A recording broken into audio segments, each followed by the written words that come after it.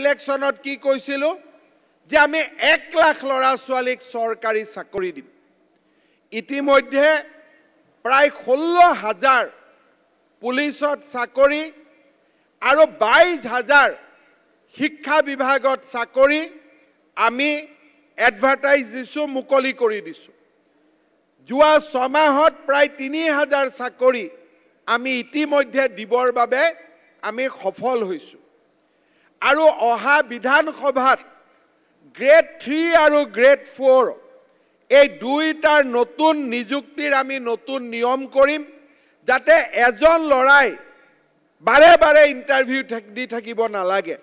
কাৰণ বাৰে বাৰে ইণ্টাৰভিউ দি থকা মানে নিবনুৱা ল'ৰা, বাৰে বাৰে গুৱাহাটীলৈ যোৱা, বাৰে বাৰে তেজপুৰলৈ যোৱা, আৰু চৰকাৰেও বাৰে বাৰে পৰীক্ষা পাতি থাকিলে বহুখিনি খৰচ হয়।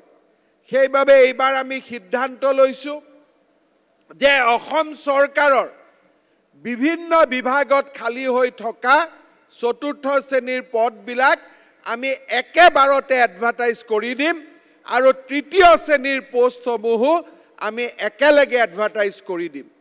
10 মে'ৰ আগতেই এই প্ৰক্ৰিয়াবোৰ আমি সম্পূৰ্ণ কৰিব খুজিছোঁ। এবছৰত যিমানখিনি পাৰোঁ আমি এই কামবিলাক আগুৱাই লৈ যাব